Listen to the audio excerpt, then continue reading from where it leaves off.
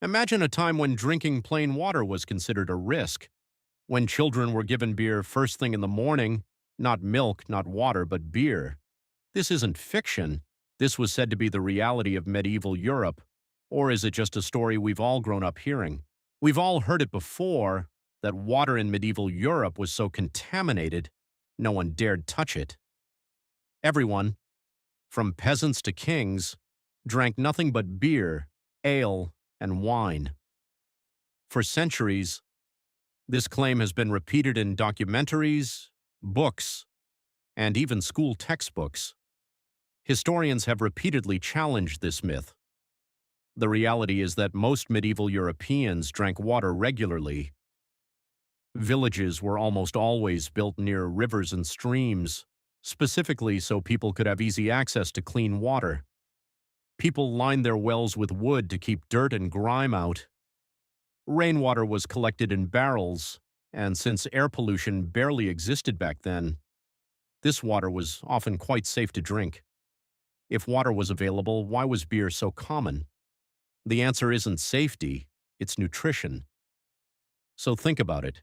After a full day of working in the fields, beer didn't just quench thirst, it restored energy. It was, in many ways, the medieval version of a modern sports drink. The upper classes, meanwhile, preferred wine and stronger liquor because, in their eyes, water was seen as a common man's drink. It was as much a class symbol as it was a beverage. It's not so different from today. No one thanks their host for great water. They rave about the wine instead. Hey. And so what got written down became history, while what was ordinary got forgotten. But it's also true that conditions weren't the same everywhere. In larger, densely packed cities, sanitation was often poor, and waste sometimes made its way into water sources, spreading diseases like dysentery, cholera, and typhoid. In these places, people did boil their water, or turned to beer as the safer option. One fascinating example comes from the 1600s, when Puritans left England for New England.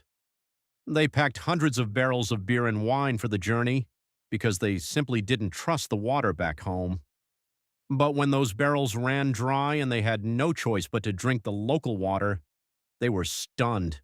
It was cleaner than anything they'd experienced before. This tells us something important. This wasn't just medieval superstition. It was real, location-based experience. In some places, though, the water genuinely was bad. In others, it was perfectly clean. So in the end, the answer isn't simple, it's layered.